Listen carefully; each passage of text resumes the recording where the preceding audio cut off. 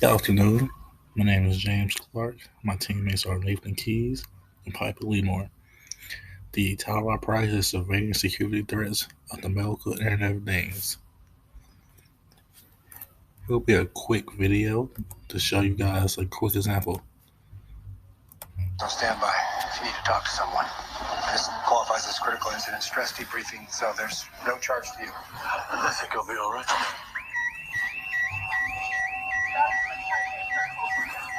What's going on? I don't know. Our system is showing that we have patients coding in every room on this floor. Gotta be a glitch, right? A short? No, it's not a glitch. Or a short. How do you know? It's me. I've taken over the entire network. And the backup servers. I have total control of this hospital. And what is it you want? Riley Templeton's heart. And if my wife doesn't get the heart, I'm gonna start shutting down every system in this hospital. And people start dying.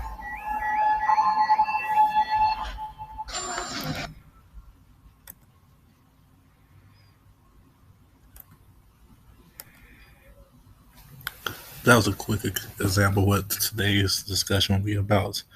Now, what is IoT in healthcare? That is a data theft, equipment hijacks, and that direct threats to patients' health and well-being are the frequent concerns of healthcare organizations willing to embrace the Internet of Things technology. If you saw the video, you noticed that it was a normal day at a hospital. The two officers just walking through after dropping a patient off, and the lights started flickering. The system went down.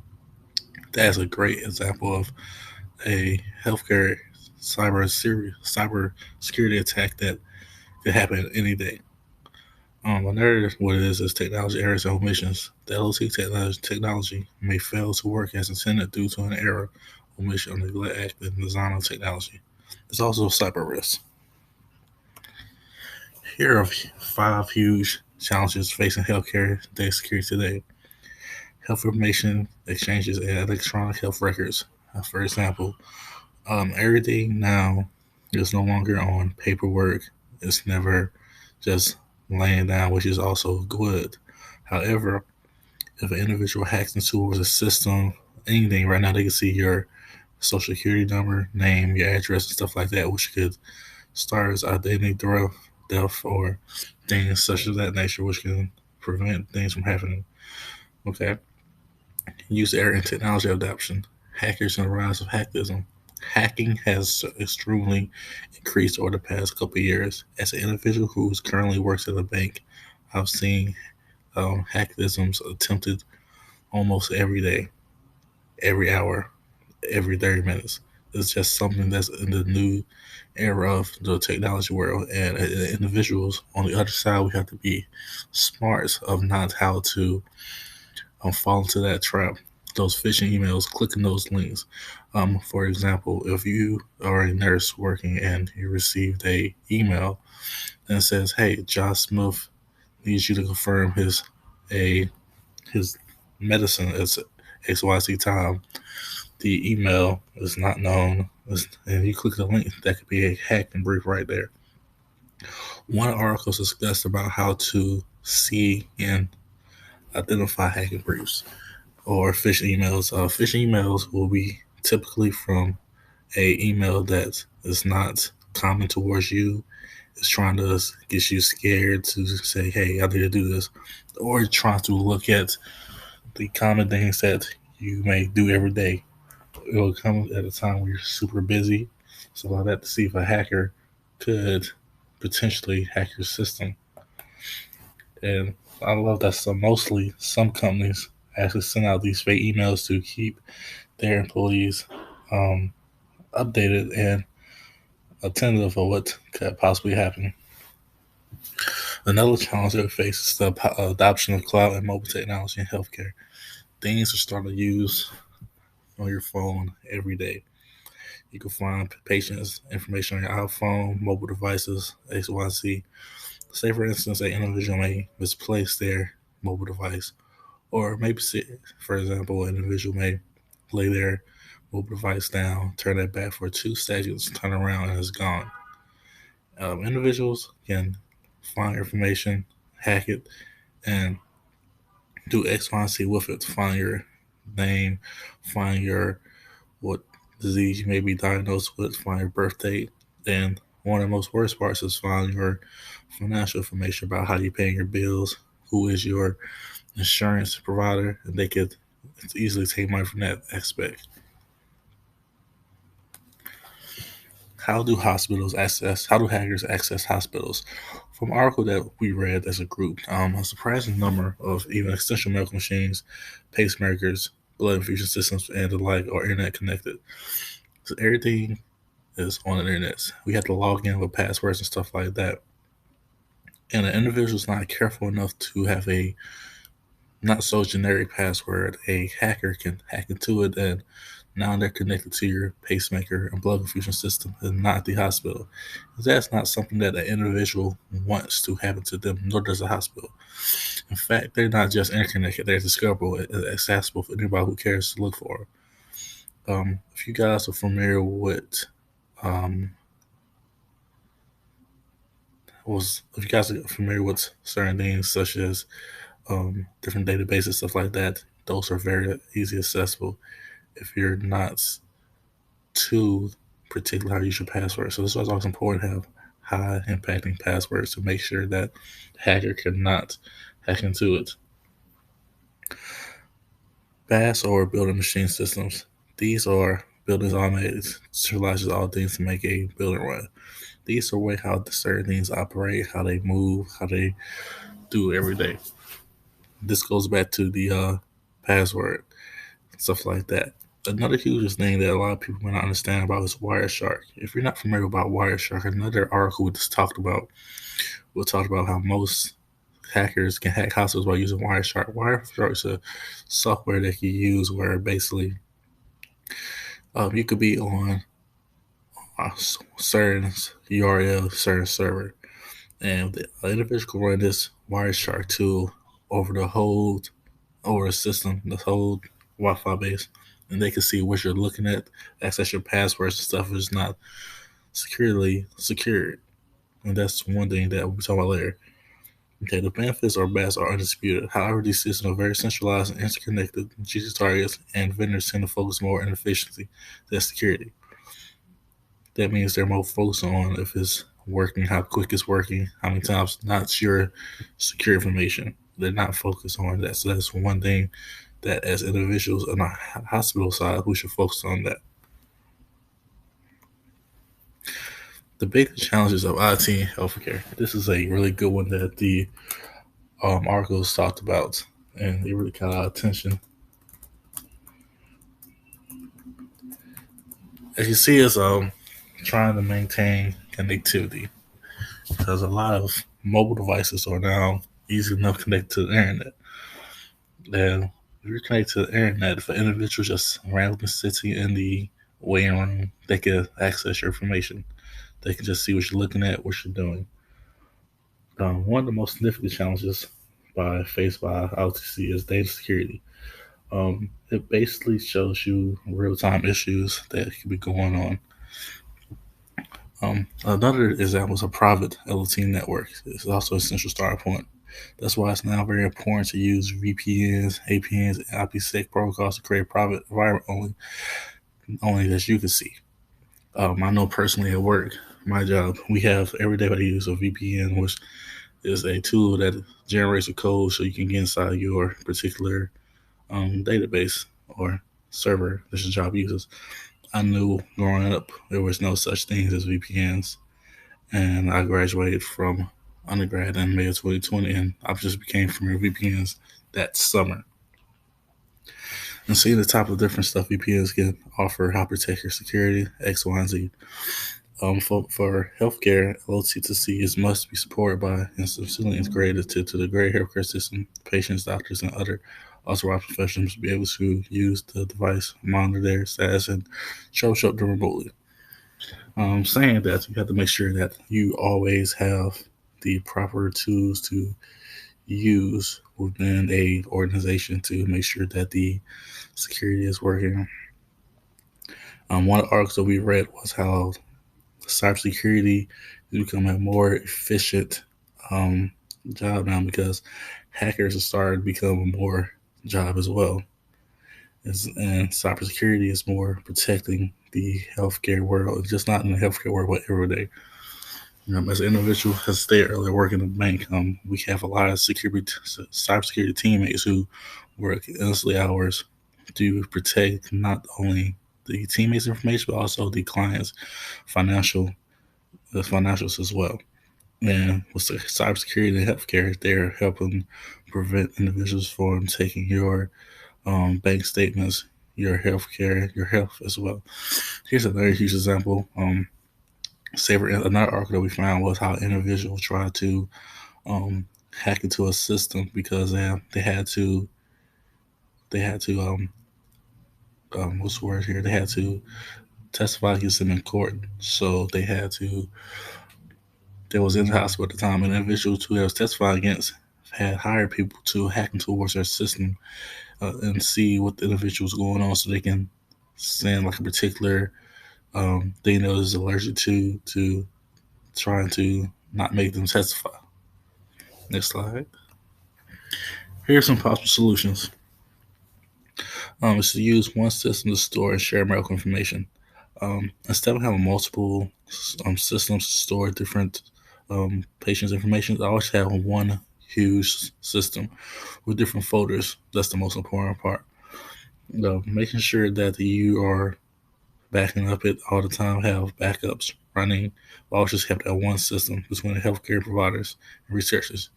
Use a separate system to store and share documents and financial information between hospital administration staff. Always make sure the documents that you share are strictly for the patient's use and nobody else. Not for family, not for friends, because that's very classified information. And as a person who works in the hospital, have to make sure that that person's information is secure and stuff. Law systems and virus enforcement can help systems navigate after attack to keep damage to a minimum. As you saw in the video with Officer Nolan and Officer Flynn, they were already on the scene. And I'm not sure if you're familiar with the episode, but those two individuals stepped up in a huge way by not allowing individuals to leave the hospital, make sure they stayed there, kept everybody eyes on each and every one to minimize the threats. At the end of the video, um, the hospital was able to override that particular hacker to help save the rest of the patients that had something going on. Some federal intelligence agencies can even run counterattacks to discourage rogue nations from allowing ransomware hackers to operate for immunity. This is saying that if somebody tries to hack your system and say, for instance, hey, we're we're inside your system, and for $100 million, we can for $100 million you pay us, we'll get it back to you. But on the other side, you can hack them back and says, hey, we're in your system right now for $1 million. We'll give your system back. And that's a huge counterattack that can definitely be beneficial within a hacking type of situation. Here's our examples of IoT healthcare. This deep brain image stations, genetic stimulators, foot drop implants, cochlear implants, cardiac defibrillations, pacemakers, insulin pumps. Another example the article discussing was how individuals could possibly hack into a system, and if you need a particular dose of insulin and they're not actually the accurate amount because of the hacking, that give you a damage in the long run. With a foot drop implant, that's in your leg, and that can be very detrimental to you if an individual is not willing to hack into our system and is messing you up. The deep brain neuroregistration is another one that's very huge because that's connected to the internet. And say, for instance, an individual is connected to a Wireshark, where I discussed earlier, where there was to see your name. If they hack into that, they can really do a lot of damage if they want to. Okay, here's information a hacker can obtain if they hack in healthcare too. Not only can they hack into your personal data, they can hack into your test results, ultrasounds, see your X-rays, phone numbers, tablets, X, Y, and Z. A article we discussed was maybe back in early 2005, a individual unfortunately lost their child due to personal things going on in their life where they was not able to take care of the child. However, as time went on, the individual was a engineer at the time, and they was very good with computers, very computer savvy, very into coding, hacking, stuff like that. So they went to the hospital to try and locate their child, but they was not able to. The doctors and the law enforcement were not able to give that type of information towards the individual at the time.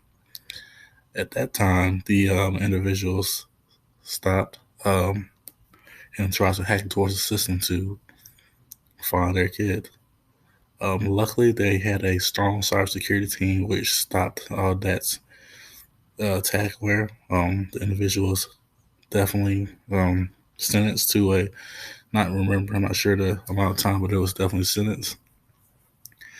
And it shows you how easy it is to hack into a system and how dangerous it can be sometimes if you're not sure how to do it or to not do it.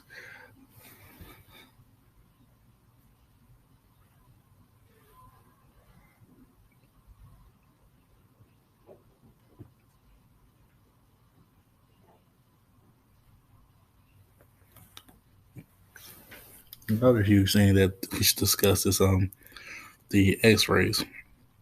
Say for instance that you are in the process of maybe getting a type of kidney plant, but if the system is hacked and another individual has another situation going on, and they have you two guys paperwork intertwined, that can be very dangerous in the long run because you're getting something that you don't need, and the individual gets something they don't need, and it can be both dangerous for the both of you. So it's very important when healthcare stuff like this, according to the article, is to always be very smart and stuff like that. That's why when certain hospitals in their article discuss, which I thought was very interesting, how they make each person scan their badge. Every time they come into a certain area. For example, it could be maybe 5 people walking in. The third person maybe have a bunch of stuff in their hands, so they will still make the individual scan in to make sure they are the proper authorized person in that area. Because um, one article discussed how somebody was led into an area and that person was able to hack towards the system and do a lot of damaging stuff within that particular area. Here's some security countermeasures that we could definitely discuss that article talked about. It's to change your password often to make them strong. Saying that's not make your password a genetic one. If you're wondering what genetic password is this college you went to, the mascot of your old school, your favorite color, your spouse name, or your kid's name. Make it something that you have to think about when you log into a system. Think about something like maybe the fourth car you drove, or something like not your favorite food. Think about something that nobody would ever think of, not even your spouse or kids. That's how it's very strong your password should be and very efficient. Don't reply on cloud technology. The reason that you should not reply on cloud technology is because of the easy accessible way cloud technology can be. Um, Cloud technology is very, very easy to access. All you just need is a password, mirroring, or even Wireshark. I said earlier, Wireshark is a tool you can use to basically see an individual's URL. And that's just from a click of a button if the person's not using a particular tool. Back to what I said was VPN.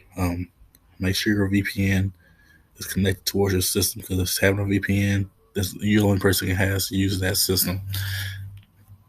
And having that VPN is definitely very beneficial to just not you, but also to the school or job that you have. And avoid university plugs and play features because having that will definitely be a way to help and secure your systems in the hospital.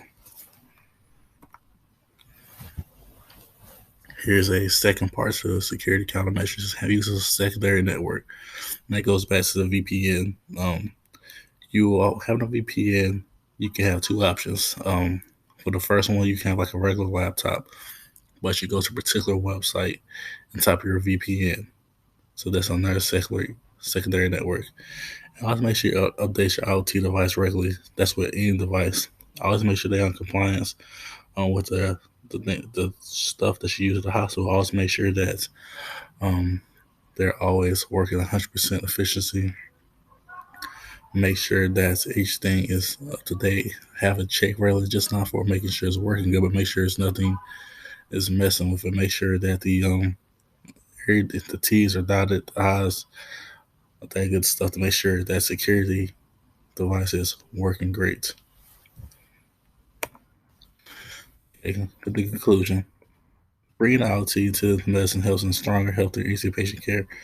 From the implementation of medical devices to smart sensors, the IoT will speed up healthcare delivery, and the doctors spend less time in transportation, diagnose illness, and communicate with patients. This has plays a huge role to certain things that goes on in the healthcare world, and having this ability will be very beneficial in the long run. Let's finish the video. Here she is. Where's the guy? John Russell is cuffed and in a conference room, and officers watching him. His wife Meredith in the patient room being examined. She's in pretty bad shape. This is Linda Brooks. She runs the hospital. Detective Lopez, I'll be spearheading the investigation. Can you give me a status report? Well, we got the alarms turned off manually, and we're canceling all non-essential procedures, but full-scale evacuation would be a massive undertaking, and we have critical care patients who won't survive being moved. Oh, evacuation's the last resort. I have our cybercrimes unit working with your IT head, so hopefully they can find a way to force the guy out before anything else happens. While we're waiting on that, take a run at the husband, see what kind of guy we're dealing with. Talk.